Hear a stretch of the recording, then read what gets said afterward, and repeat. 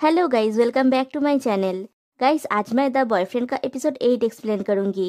Episode 8 की शुरुआत वहीं से होती है जहां पे एपिसोड 7 एंड हुआ था। आज का शिफ्ट दाई टेक ओवर करेगा।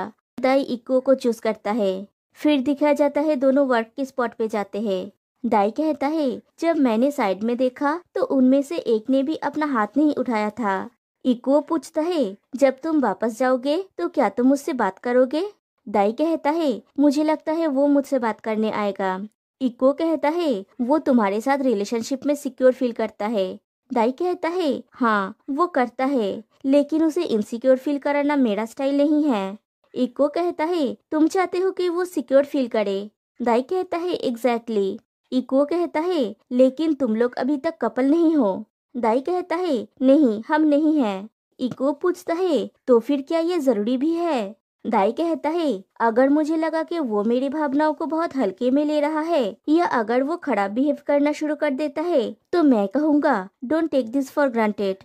दूसरी तरफ घर में किचन में शुन, आलान और तेह्योन होते हैं। शुन पूछता है, मुझे क्या करना चाहिए? आलान कहता है, जो हो गया सो हो गया। फिर पूछता है, क्या तुम वरीड हो? शुन कहता है, मैं वरीड हूँ। आलान पूछता है, तो तुमने अपना हाथ क्यों नहीं उठाया था? शुन कहता है, वेल मैंने सोचा था कि ये ऑलरेडी डिसाइडेड है। आलान पूछता है, क्या तुम घबराए हुए हो? शुन हाँ कहता है। आलान कहता है, मैं ये समझ सकता हूँ। शुन कहता है, मेरा ट्रक में काम करने का मन नहीं था। शुन का कहना है कि उसे लगता है कि ऐसा होता रहेगा। उसका मूड खराब हो रहा था। अगर एक इशू सॉल्व हुआ तो दूसरा सामने आ जाएगा और उसका मूड फिर से खराब हो जाएगा। वो परेशान है। उसे लगता है कि वो एक परेशान करने वाला इंसान है। इधर दाई इक्को से कहता है, शुन के बारे में मुझे जो सबसे ज्यादा पसंद है कि वो चीजों को सिर्फ रफा दफा करने की कोशिश नहीं करता है और वो बहुत ऑनेस्ट है और वो वही करता है जो वो सोचता है। कुछ मायनों में ये उसे भरोसेमंद बनाता है। इक्को पूछता है, और उसके हाथ न उठाने के बारे में क्या? दाई कहता है, मुझे नहीं पता कि उसने ऐसा क्यों नहीं किया, लेकिन मैं चाहता हूँ कि वो मुझे अपने शब्दों में समझाए। उसने कम से कम मुझे मैसेज भेजा। इको पूछता है, उसने क्या कहा? दाई उसे मैसेज दिखाता है। शुन ने मैसेज किया है कि मैं बहस के बाद थक गया था और वर्क पर जाने का मन नहीं कर रहा था। आई एम सॉरी अगर मैंने तुम्हारे फीलिंग्स को हर्ट किया। मैं तुम्हारे साथ जाना चाहता था लेकिन नहीं जा पाया। दाई कहता है, अगर बात सिर्फ इतनी ही होती तो मैं उसे माफ नहीं करता, लेकिन 1 घंटे बाद उसने मुझे एक मेंढक का पिक्चर भेजा। जब वो ऐसी हरकतें करता है तब वो मुझे बहुत एडोरेबल लगता है। And this is the picture. उसके बाद इको काजुटो के बारे में कहता है, बेटर होता कि वो बस मुझे इतना कह देता कि सॉरी मैं तुम्हें उस तरह से नहीं देख सकता। दाई पूछता है, तुम्हारा मतलब काजुटो? इको कहता है, मैं चाहता हूँ कि वो बस उगल दे। दाई पूछता है, तुम उससे ये बात कहलवाते क्यों नहीं? इको कहता है, शायद मैं उससे कहलवाऊंगा। जैसे तुम मेरे बारे में वास्तव में क्या सोचते हो, तब मैं इसे जाने दे सकता हूँ। दाई पूछता है, उसके बाद तुम क्या करोगे? इको कहता है, मैं चीजों पर विचार करने की कोशिश करूंगा। फिर शाम को वो लोग घर लौटते हैं। शुन और दाई एक दूसरे को देखते हैं लेकिन कुछ कहते नहीं। फिर दाई और इको किचन में काम कर रहे होते हैं। शुन आके दाई से पूछता है, क्या तुम फर्स्ट फ्लोर में आ सकते हो? फिर वो लोग लिविंग एरिया में आते हैं। शुन पूछता है, क्या तुम आज के लिए अपसेट हो? दाई कहता है, अपसेट नहीं, लेकिन मैं बस शॉक था। शुन पूछता है, ये एक एक्सक्यूज लग सकता है, लेकिन क्या मैं एक्सप्लेन कर सकता हूँ? दाई कहता है, जरूर। शुन कहता है, शिफ्ट अनाउंस होने से पहले कुछ ऐसा हुआ। ये एक झंझट जैसा लगा और मैं मेंटली थक गया था। मैं तुम्हें रीजन ऑलरेडी मैसेज किया था, लेकिन दाई कहता है, तुमने कुछ ऐसा कहा था कि मैं तुम्हारे साथ काम करना चाहता था लेकिन नहीं कर सका। तुम्हारे शब्दों के चयन से ऐसा लगा जैसे तुम मुझे दूर धकेल दे रहे हो। तुम्हारे लिए इससे डील करने का कोई बेटर तरीका हो सकता था, मुझे ऐसा लगता है। शुन चुप हो जाता है। दाई पूछता है, तुम्हें और कुछ कहना है? शुन कहता है, नहीं। दाई उठ के वहाँ से चला जाता है। फिर शुन अकेला गुमसुम बैठा हुआ होता है। वहाँ पे तेह्योन आता है और पूछता है, कुछ हुआ है? शुन हाँ कहता है। तेह्योन कहता है, तुम थोड़ा सैड लग रहे हो। शुन कहता है, मैंने उससे बात किया, हालत और भी खराब हो गई। ऐसा इसलिए क्योंकि मैंने माफी नहीं मांगी है। मुझे नहीं लगता कि मेरे पास माफी मांगने का कोई कारण है। वेल, मैंने उसकी भावनाओं को ठेस पहुंचाया है, मुझे इस चीज के लिए बुरा लग रहा है, लेकिन मैं वॉलंटियर होने के लिए बाध्य नहीं हूँ। मैं कंफ्यूज्ड हो रहा हूँ। तेह्योन कहता है, तुमने जो कहा वो सच है। तुम्हारा हाथ उठाना या ना उठाना तुम पे निर्भर करता है। शुन कहता है, हम लोग अभी ऑफिशियली डेटिंग नहीं कर रहे हैं। मैं उसे पसंद करता हूँ, लेकिन मैं उसके लिए पागल नहीं हूँ। तेह्योन कहता है, अगर तुम होते भी तुम्हें अपना हाथ उठाना ही होगा, ऐसी कोई आवश्यकता नहीं थी। लेकिन तुमने कहा था कि तुम्हें बुरा लगा, है ना? शुन कहता है, हाँ मैंने कहा था। तेह्योन कहता है, इस स्थिति में ये सच है कि तुम्हारे पास चॉइस है, लेकिन तुम जानते थे कि तुम उसकी भावनाओं को ठेस पहुंचा रहे हो। तुम बाद में सोच सकते हो कि क्या उचित है। अभी तुम्हें इस पर फोकस करने की जरूरत नहीं है। शुन कहता है, उससे कहना है कि मैंने तुम्हें दुखी किया, आई एम सॉरी। तेह्योन कहता है, हाँ तुम बोल सकते हो, नेक्स्ट टाइम साथ में मिलकर काम करेंगे। शुन कहता है, you are right, thank you. फिर से शुन किचन में जाता है और दाई से कहता है, दाई एक बात है जो मैं तुमसे तभी नहीं कह सका। आज मैंने हाथ ना उठाकर तुम्हें शॉक्ड और सैड कराया। I am sorry. दाई एक स्वीट सी स्माइल देता है। वो कहता है, थैंक यू, मैं यही सुनना चाह रहा था। और जाके शुन को टाइटली हग करता है और कहता है, इसके लिए तुम मुझसे मिलने आए थे, मैं खुश हूँ, थैंक यू। फिर डिनर के बाद सब लोग बैठ के ड्रिंक कर रहे होते हैं, जैसा उन लोगों का प्लान था। आलान सबसे पूछता है, हम सभी यहाँ पे गे या बाइसेक्सुअल है, राइट? क्या तुम लोगों ने अपने पेरेंट्स को अपने रिलेशनशिप्स के बारे में बताया है? दाई कहता है, मैंने उन्हें सब कुछ बता दिया है। आलान पूछता है, उनका रिएक्शन क्या था? दाई कहता है, मुझे लगता है मेरी उम्मीद से ज्यादा मेरे लिए मदरली कंसर्न थी। आलान पूछता है, और कोई? क्या तुम्हारे पेरेंट्स जानते हैं? रियोता कहता है, जब मुझे पता चला कि मैं इस शो में हूँ, मैंने उन्हें बताया था। मैं नहीं चाहता था कि उन्हें किसी और से पता चले। आलान पूछता है, क्या तुम्हारी मॉम ने इसे पॉजिटिवली लिया? रियोता कहता है, अगर तुम कोई अच्छा पर्सन से मिले तो उसे घर ले आना। तेह्योन कहता है, सच कहूँ तो मैंने इस शो में ज्वाइन करने से पहले अपने पेरेंट्स को ये बताने की कोशिश की थी, लेकिन मैं अभी तक उन्हें बता नहीं पाया हूँ। इनफैक्ट जब मैं 10 साल का था, मेरे पेरेंट्स में डिवोर्स हो गया था और मुझे मेरे ग्रैंडमा ने पाला। फिर मुझे कोरिया के बोर्डिंग स्कूल में भेजा गया और उसके बाद की पढ़ाई के लिए अब्रॉड में। मैं अभी भी मेरे पेरेंट्स के दिमाग में वही 10 साल का लड़का हूँ। हम इतने लंबे समय से अलग हैं। मेरे और उन दोनों के लिए ये ऑकवर्ड है, क्योंकि हम एक दूसरे को इतनी अच्छी तरह से नहीं जानते हैं। इसलिए मुझे केयरफुल रहना होगा कि मैं उन्हें कैसे बताऊं। इसलिए मुझे ये जानने की उत्सुकता है कि तुम सभी ने अपने पेरेंट्स को कैसे बताया। तुमने कैसे बताया? उन्होंने कैसा रिएक्ट किया? मैं जानना चाहता हूँ। काजुटो कहता है, मैंने लास्ट ओबोन के दौरान अपने पेरेंट्स को बताया। तेह्योन पूछता है, तुमने ऐसा क्यों किया? काजुटो कहता है, मैं अपने एक्स के बारे में दुविधा में था। मैं उनका एडवाइस चाहता था। तो ये एक्चुअली कमिंग आउट नहीं था, लेकिन उससे भी ज्यादा मैं उनकी एडवाइस चाहता था। लेकिन ये जानने के बाद वो मेरे एक्सपेक्टेशन से ज्यादा दुखी लग रहे थे। इससे मुझे भी दुख हुआ। तेह्योन कहता है, कोरिया हो या जापान, मुझे नहीं लगता कि कंट्री या कल्चर बहुत ज्यादा मैटर करता है। तुमने कहा तुम्हारी मॉम ज्यादा दुखी लग रही थी, राइट? मेरी मॉम की भी शायद सेम ही रिएक्शन होगी। मैं यही एक्सपेक्ट करता हूँ। मैं कमिंग आउट से डरता हूँ। मैं थोड़ा चिंतित हूँ, लेकिन तुम लोगों की एक्सपीरियंसेस सुनने के बाद मुझे लगा कि मुझे थोड़ा बूस्ट मिल सकता है, जिसकी मुझे जरूरत है। दाई कहता है, भले ही तुम्हारे मॉम डैड तुम्हारे सेक्सुअलिटी को स्वीकार ना करे, फिर भी इस फैक्ट का मीनिंग और वैल्यू है कि तुम यहाँ पे हो। तुम्हारे एग्जिस्टेंस को उससे इन्फ्लुएंस्ड होने की आवश्यकता नहीं है। तेह्योन कहता है, तुम्हारी बात सुन के मुझे भी ऐसा ही महसूस हुआ। आलान कहता है, मैं दाई से एग्री करता हूँ। बहुत सारी चीजें हैं जो बच्चे अपने पेरेंट्स से सीखते हैं, लेकिन ऐसी भी बहुत सारी चीजें हैं जो पेरेंट्स अपने बच्चों से सीखते हैं। जब तुम खुद की हैप्पीनेस चाहते हो, ये तुम्हारे पेरेंट्स के लिए एक टोटली न्यू एक्सपीरियंस हो सकता है, और वो शायद आश्चर्य हो, क्योंकि उन्हें इसके बारे में बहुत कम पता है। भले ही उनके रिएक्शंस तुम्हारे एक्सपेक्टेशंस के अनुरूप ना हो, लेकिन मेरा मानना है तुम्हारी चॉइस उनके लिए एक प्रेशियस मैसेज है।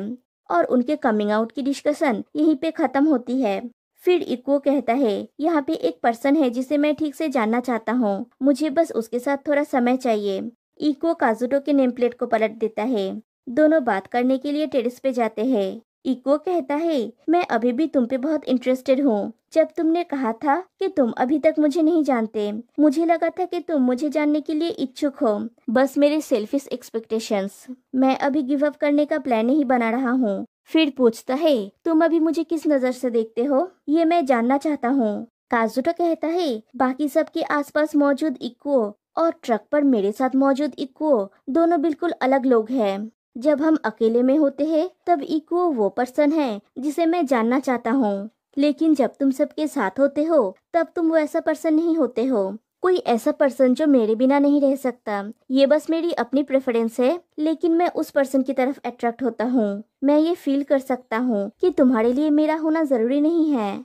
फिर रियोता और काजुटो जाते हैं बात करने के लिए। रियोता कहता है, मुझे ऐसा लग रहा है कि हाल ही में मैंने तुमसे ज्यादा बात नहीं किया है, इसलिए जब इको ने तुमसे यहाँ आने के लिए कहा तो मुझे भी तुमसे बात करने की इच्छा हुई। काजुटो कहता है, उस दिन तुमने कहा था कि तुम्हारे मन में मेरे लिए फीलिंग्स है। उसके बाद मैंने इस बारे में बहुत सोचा कि तुम मेरे लिए किस तरह का पर्सन हो। मुझे लगता है कि जैसा लाइक तुम मुझे करते हो और जैसा लाइक मैं तुम्हें करता हूँ, दोनों शायद अलग है। शुरुआत से ही तुम्हारे साथ बात करना आसान रहा है, शायद इसलिए क्योंकि हम सेम एज के हैं। मैं तुम्हारे साथ कंफर्टेबल फील करता हूँ, इसलिए मेरे लिए ये फीलिंग्स रोमांटिक नहीं है, बल्कि ये दोस्ती की फीलिंग्स है। मैं इसे बर्बाद नहीं करना चाहता। मेरे मन में ये अजीब विचार आया, इसलिए शायद मैं तुम्हें दूर धकेल रहा हूँ। मुझे लगता है मैं थोड़ा डर गया था। मेरे मन में तुम्हारे साथ बने इस रिलेशन का खराब हो जाने का डर था। रियोता कहता है, मुझे लगता है कि ये अच्छा हुआ कि मुझे तुमने अपनी ऑनेस्ट फीलिंग्स बताई। काजुटो कहता है, जब तुम शुन के साथ होते हो मुझे अच्छा लगता है तुम दोनों को उलझा हुआ देख के। रियोता कहता है, हाँ तुम बहुत हंसते हो। मुझे ये फीलिंग्स पसंद है जब तुम हमें एक दूसरे को टीज करते हुए देख के हंसते हो। ये कुछ ऐसा है जो वास्तव में मेरे लिए बहुत इम्पोर्टेंट है। मुझे सच में पसंद है जब तुम हंसते हो, इसलिए रोमांस के बिना भी मैं तुम्हें मुस्कुराते हुए देखना चाहता हूँ। लेकिन मैंने इसे हाल ही में नहीं देखा है और मैंने इसे मिस कर दिया है। तो अब हम जानते हैं कि हम सभी कैसा महसूस करते हैं। मुझे लगता है हम एक साथ अपने टाइम को एंजॉय कर सकते हैं। काजुटो कहता है, थैंक यू। और यहीं पे इन दोनों की कन्वर्सेशन एंड होती है। फिर रियोता को दिखाया जाता है, वो अपने रूम में दुखी बैठा हुआ होता है। नेक्स्ट डे मॉर्निंग सब साथ में बैठे हुए होते हैं और टैब में मैसेज आता है। उसमें लिखा हुआ होता है, आज कॉफी ट्रक बंद रहेगा, आप लोग लास्ट प्राइवेट डेट पे जाने वाले हैं। उस पर्सन का नाम लिखिए जिसके साथ आप जाना चाहते हैं। आप डेट पर तभी जा सकते हैं जब आप दोनों की फीलिंग्स म्यूचुअल होंगे। सब लोग अपने अपने पसंदीदा पर्सन का नाम लिखते हैं जिसके साथ वो डेट पे जाना चाहते हैं और ग्लास जार में डाल के रेडी होने के लिए चले जाते हैं। सब लोग रेडी होके अपना लगेज लेके फिर से वही जगह पे गैदर होते हैं। फिर से टैब में मैसेज आता है। काजुटो मैसेज पढ़ता है। टैब में लिखा हुआ होता है, अब हम उन पेयर्स का नाम अनाउंस करेंगे जो प्राइवेट डेट पे जाने वाले हैं। फर्स्ट पेयर है शुन और दाई। दाई कितना खुश है। सेकंड पेयर है काजुटो और आलान। थर्ड पेयर सुन के सब लोग थोड़ा सरप्राइज्ड हो जाते हैं। थर्ड पेयर है रियोता और जेनसेई। सबसे पहले डेस्टिनेशन पे पहुंचते हुए दिखाया जाता है आलान और काजुटो को। वो लोग उस घर में पहुंचते हैं जहाँ पे वो रहने वाले हैं। कितना सुंदर है ये घर, दोनों को बहुत पसंद आता है। दोनों बैठ के बातें करते हैं। आलान पूछता है, क्या तुम्हें पता था कि मैं आज तुम्हारा नाम लिखूंगा? काजुटो कहता है, हाँ, क्या ये डिसाइड करना हार्ड था? आलान कहता है, ऑफ कोर्स नॉट, कोई रास्ता नहीं है। लेकिन लास्ट टाइम मैंने कैसे रिएक्ट किया था तुम्हें याद है? मैं उस समय बहुत ज्यादा एक्सप्रेसिव था। बाद में मुझे इस बात पर एम्बैरेस फील हुआ, इसलिए इस बार मैं ऐसा था। काजुटो पूछता है, तुमने अपना एक्साइटमेंट रोक लिया? आलान कहता है, हाँ। काजुटो पूछता है, क्यों? आलान कहता है, बेशक ये उन लोगों के लिए एक्साइटेड है जो डेट पर जा रहे हैं, लेकिन जो नहीं जा रहे हैं उनके लिए ये ऑकवर्ड है। तो मैंने खुद को शांत कर लिया, लेकिन मैं खुश था। काजुटो कहता है, at the end of the day मुझे तुम्हारे साथ मजा आता है और घर जैसा फील होता है। आलान कहता है, ये सुन के मुझे बहुत खुशी हुई। फिर रियोता और जेनसेई को दिखाया जाता है। वो लोग एक ग्लास वर्कशॉप में जाते हैं। फिर वो लोग अपने हाथों से ये पेंडेंट बनाते हैं। This is so beautiful. फिर वो लोग खाने के लिए कैफे में जाते हैं। जेनसेई कहता है, मैं अक्सर डेट के लिए कैफे में जाता हूँ। रियोता कहता है, मुझे भी कैफे पसंद है। जेनसेई कहता है, मैं घर पर एक रिलैक्सिंग स्टाइलिश डिनर करना चाहता हूँ। हम आमतौर पर ऐसा नहीं कर सकते, ये एक आइडियल डेट है। तुम क्या खाना चाहते हो?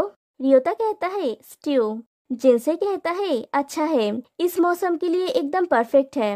रियोता कहता है हाँ, आज थोड़ी ठंड है। जिनसे कहता है हमने एक नेकलेस बनाया और एक कैफे में आए और डिनर करने के लिए घर वापस जाएंगे। ये परफेक्ट है। फिर दिखाया जाता है दाई और शुन को। दोनों रास्ते में होते हैं। शुन कहता है मुझे ये जगह पसंद है, ये हवा अच्छी लग रही है। दाई कहता है रात में ये निश्चित रूप से बहुत अच्छा होगा। फिर वो लोग उस घर में पहुंचते हैं जहाँ पे वो आज रात को रहेंगे। ये घर भी सुंदर है। शुन तो जाते ही लेट गया है। शुन पूछता है क्या तुम चिंतित थे? दाई कहता है जब तक मेरा नाम नहीं अनाउंस हुआ मैं मुस्कुरा नहीं पा रहा था, क्योंकि हम पहले डेट पे नहीं जा सके। मुझे लगता है इस बार तुम्हारे साथ और भी ज्यादा खास होगा। मैं एक्साइटेड हूँ। फिर रात को डिनर करते समय दाई पूछता है तुम्हारे रिलेशनशिप्स कैसे थे? शुन कहता है सबसे पहली बात तो ये है कि मैं 18 साल की उम्र तक किसी से डेटिंग नहीं किया था। मैंने कभी सेक्स या किस भी नहीं किया था। न्यूयॉर्क वाले को छोड़ के मैं अपनी यादें मिटाना चाहता हूँ। उस एक के अलावा सभी टॉक्सिक थे। वे बस गुड लुकिंग थे। मैं अपने अतीत को लेके शर्मिंदा हूँ। मैं इस आदमी के प्यार में क्यों पड़ गया? दाई कहता है मैं अपने लाइफ में कभी किसी पर निर्भर नहीं रहा। मेरी लाइफ में सिर्फ एक बार जब मेरी फीलिंग्स उभर के आया वो तुम्हारे लिए था। और फैक्ट ये है कि मैं तुम्हारे जैसे पर्सन से मिला। जिन चीजों ने हमें करीब लाया वो मेरे लिए सीखने का एक अनुभव रहा है, इसलिए मैं इसे बहुत एंजॉय कर रहा हूँ। फिर से आलान और काजुटो को दिखाया जाता है। दोनों खाना पका रहे होते हैं। काजुटो आलान को वो खिलाता है। आलान को वो बहुत पसंद आता है और वो डांस करने लगता है। फिर आलान काजुटो को खिलाता है। फिर से दोनों बैठ के बातें करते हैं। आलान कहता है आज हम पूरी रात साथ रहने वाले हैं। मैं जानना चाहता हूँ तुम्हारी फीलिंग्स क्या है? काजुटो कहता है जब मैंने इस पर विचार किया तो मुझे एहसास हुआ कि मैं एक ऐसा पर्सन हूँ जो उस पर्सन को दूर से ऑब्जर्व करता हूँ जिसमें मैं इंटरेस्टेड हूँ। वो सभी के साथ कैसा है।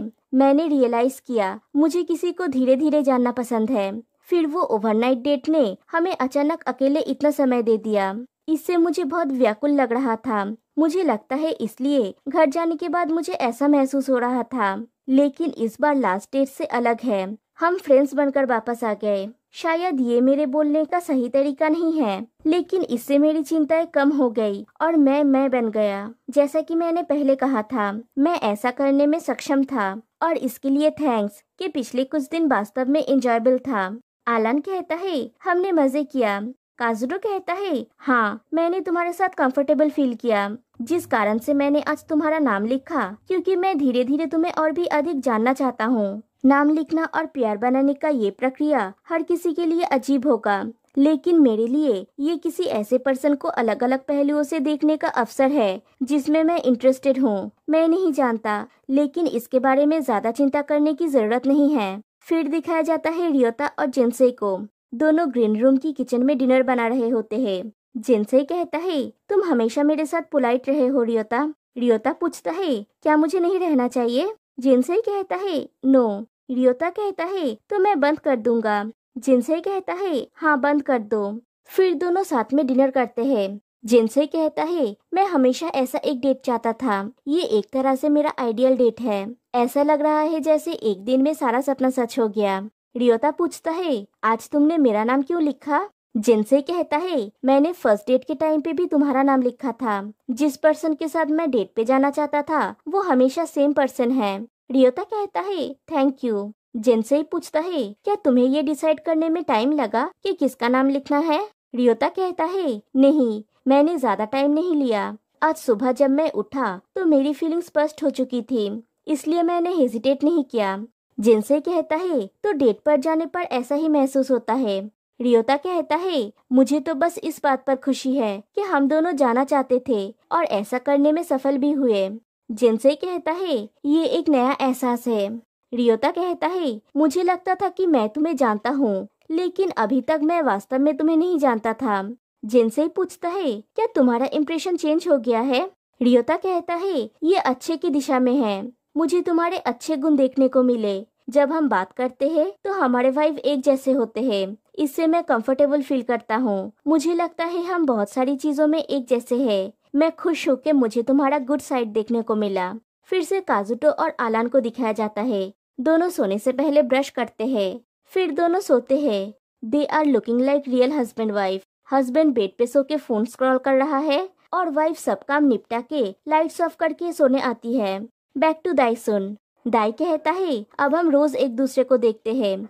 शुन कहता है मैं सोच रहा हूँ कि अगर हम कुछ समय तक एक दूसरे को ना देखे तो कैसा महसूस होगा। क्या हम हर मिनट एक दूसरे को मैसेज करेंगे।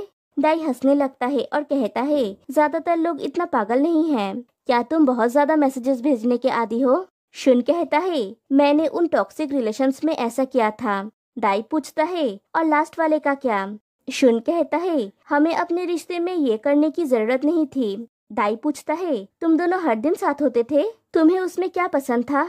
शुन कहता है सबसे बड़ा पार्ट था जब हम अटलांटा में उसके घर गए थे और वहाँ पे एक फैमिली गैदरिंग थी। मैंने एक परफेक्ट फैमिली देखा जिसमें कोई दोष नहीं था। वहाँ पे उसके मॉम डैड कजन्स और बड़े भाई बहन थे और सभी लोग एक दूसरे से मिलजुल के थे। दाई कहता है ये अमेजिंग है। शुन कहता है मैं शॉक था, लाइक ऐसी चीजें वास्तव में होती है। इससे मेरे मन में भी ऐसी फैमिली गैदरिंग की इच्छा जागी। दाई पूछता है क्या तुम ऐसे पर्सन हो जो मानता है कि मेल कपल बच्चे कर सकते हैं, उन्हें बड़ा कर सकते हैं और एक हैप्पी फैमिली बनाने में सफल हो सकते हैं। शुन कहता है हाँ, जब तक मैं फाइनेंशियली और मेंटली अफोर्ड कर सकता हूँ। क्यों। दाई कहता है मैं इन चीजों को स्ट्रांगली बिलीव करता हूँ। इसे सेम विचारधारा वाले पार्टनर के साथ शेयर करने से बेहतर और कुछ नहीं हो सकता। शुन कहता है मुझे नींद आ रही है। दाई पूछता है ओके तुम सोने जाना चाहते हो। शुन कहता है तुम बस थोड़ा सा लेटना चाहते हो, है ना। दाई कहता है हाँ, मुझे नहीं लगता कि मैं आज सो पाऊंगा। दोनों सोने चले जाते हैं। दोनों अलग अलग बेड पे सोते हैं। थोड़ी देर बाद शुन उठता है और दाई के पास उसके बेड पे जाके सो जाता है। दाई कहता है मेरे हाथ को पिलो की तरह यूज करो। शुन पूछता है क्यों। दाई कहता है इस तरह से हम करीब आ सकते हैं। थोड़ी देर बाद शुन उसकी तरफ मुड़ता है। दोनों काफी देर तक एक दूसरे को देखते हैं, फिर दोनों एक दूसरे को किस करते हैं। इनिशिएटिव शुन ने लिया था and they have done their first kiss with each other. It's just wow. मैंने जब फर्स्ट टाइम द बॉयफ्रेंड का एपिसोड 8 देखा था तो मैंने इमेजिन भी नहीं किया था कि ऐसा कुछ होने वाला है। किस करने के बाद शुन पूछता है क्या तुम वेट कर रहे थे। दाई कहता है तुमने मुझे बहुत इंतजार कराया, हमने फाइनली ये किया। और यहीं पे एपिसोड 8 एंड हो जाती है। तो गाइस मैं जानती हूँ कि मैंने बहुत लेट वीडियो डाला है, लेकिन मेरे काम का प्रेशर इतना ज्यादा था कि मुझे टाइम नहीं मिल पा रहा था। और आपने देखा है कि ये एपिसोड कितना बड़ा है, इसलिए वीडियो बनाने में थोड़ा ज्यादा टाइम लग गया। तो गाइस फिर मिलते हैं नेक्स्ट वीडियो में, तब तक के लिए बाय बाय।